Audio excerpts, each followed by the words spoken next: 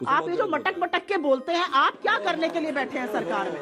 आप सरकार में क्या करने के लिए बैठे हैं? कोई जलेबी जलेबी बनाने की दुकान खोले क्या कि यहाँ पर प्रैक्टिस कर रहे हैं? ये बताइए पहले। चाइना हमारे बारे में जितना कम बोले उतना अच्छा है, क्योंकि चाइना के हाथों करार करके बैठे हैं। दुनिया भी दिखाती है चाइना। झूला झुलाते हैं, आइए झूला झुलाते हैं, सब आ जाएगा, हो जाएगा मैनेज। अच्छी तरह सुनिए, धमाका है ये।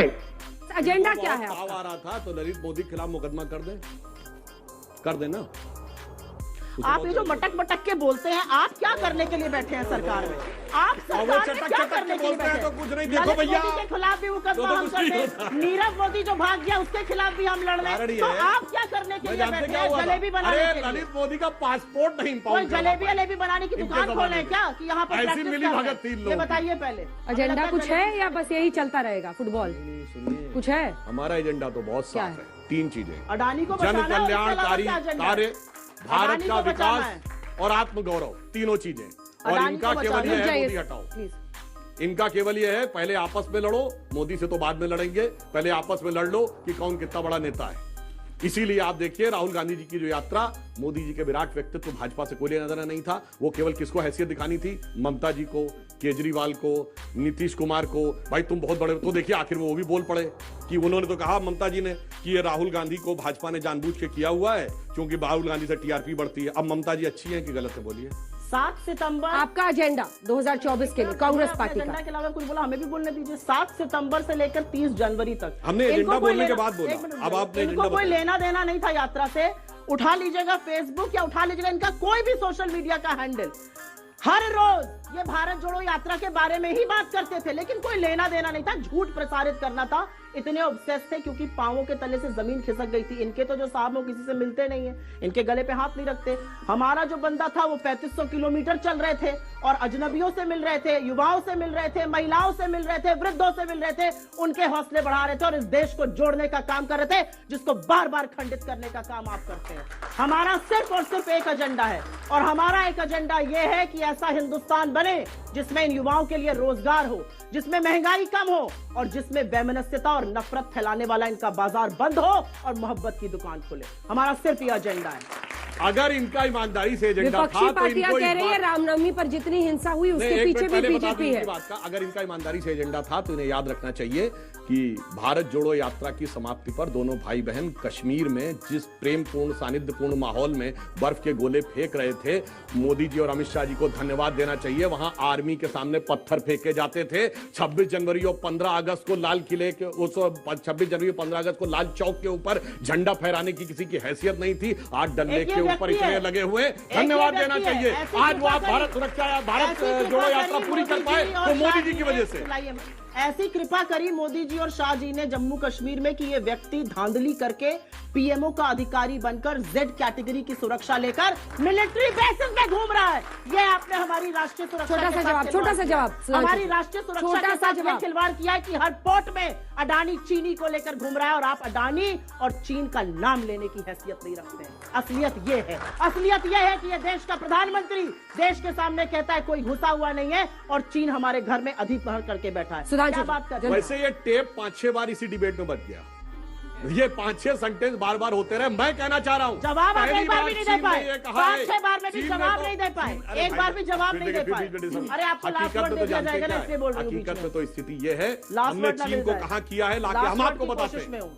आज चीन की स्थिति यह है कि धारा 370 पे वो सर के बल खड़ा हो गया, संयुक्त राष्ट्र संघ में एक नहीं ला पाया। आज चीन की स्थिति यह है कि मिसाइल टेक्नोलॉजी कंट्रोल में हम सदस्य बने, फिर चिल्लाने लगे यहाँ बीच में, हमारी जगहों का नाम बदलता है। 11 जगहों का नाम बदला, आप कुछ कहेंगे उस पे? चीन ने 11 जगहों का परसों अरुणाचल में नाम बदला है, आप कुछ कहने की हैसियत रखते हैं? प्रधानमंत्री जल्दी से जवाब दीजिए। नाम बदला, आखिरी लाइन सुनिए, आखिरी लाइन।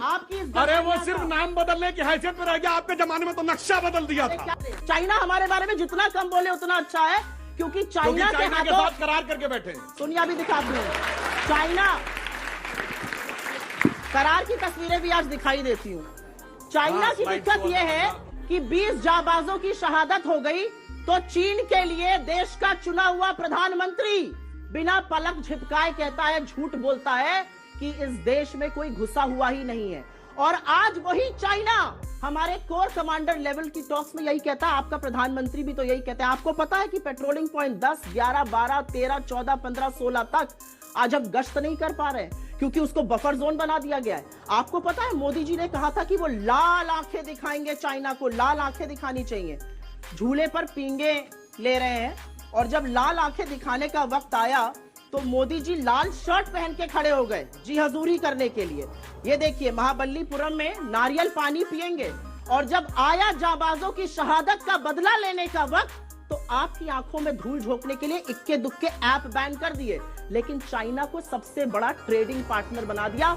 $100 बिलियन का ट्रेड डेफिसिट है आज चाइना के साथ। जवाब दीजिए $100 बिलियन का।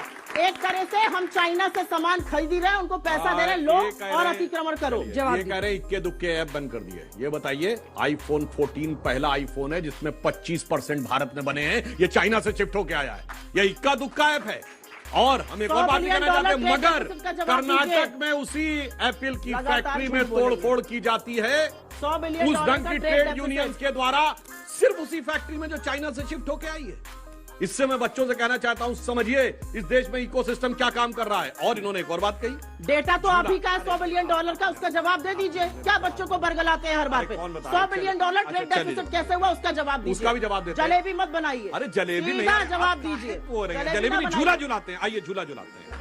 अरे झूला ये झूल रहे हैं, झूला ये झूल रहे हैं प्रभु, झूला आपके आका झूल रहे हैं। ये देखिए मोदी जी मैं बता रहा हूं, चीन जी के साथ झूला झूल रहे हैं। मोदी जी ने बैठ के जो झूला झूलाया, मैं बताता हूं। ये झूला झूल रहे हैं मैडम, खूब पींगे देवी जी, अब आप बोल चुकी, मुझे बोलने दीजिए। झूले की बात, झूला ही बता रहा हूँ। अरे झूला उधर जा रहा है, झूले की पैक बता रहे हैं। ये देखिए महाबलीपुरम में शहनाई सुनते हुए नारियल पानी पी रहे हैं। यार ये भी देखिए, वो भी बता रहा हूँ। नारियल पानी महाबलीपुरम भी क्यों ले गए थे वो भी आपको बताता हूँ। इधर नजर जरा सब लोग, स्लाइड शो बंद करिए तो बताए ना।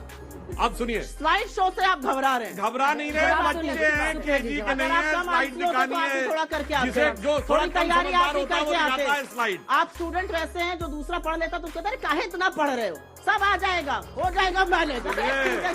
दिखाने की जरूरत नहीं पड़ती है, जिसको सब जानकारी होती है। $100 बिलियन का ट्रेड डेफिसिट कैसे आया? जवाब अब रिपीट हो रहा है, अब स्लाइड के साथ साथ रिपीट भी हो रहा है भाई, वो टेप रिकॉर्डर। जवाब सुनिए, आप सुनिए।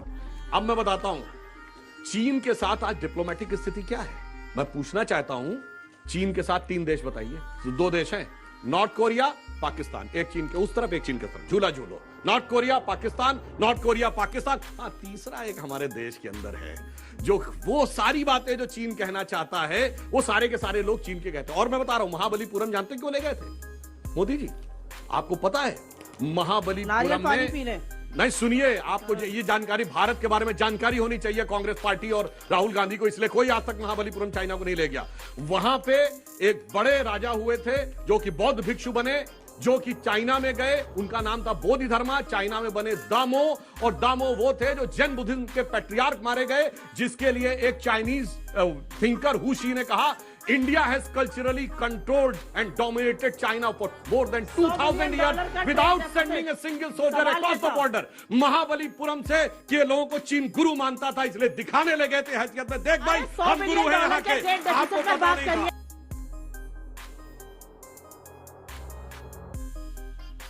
आपने सुधांशु त्रिवेदी जी को देखा कैसे उन्होंने कांग्रेसी प्रवक्ता सुप्रिया सिनेत की बोलती बंद कर दी। पहले तो सुप्रिया सिनेत चीन, अडानी और कई लोगों और विषयों पर बहुत बड़ी बड़ी बातें कर रही थी, पर जब सुधांशु त्रिवेदी जी बोलने लगे तो फिर सुप्रिया सिनेत के मुंह से बोल नहीं निकला। इसीलिए कहते हैं सबसे बहस करो पर सुधांशु त्रिवेदी जी से नहीं। खैर, आपका इस विषय के बारे में क्या कहना है कमेंट में ज़रूर बताएं।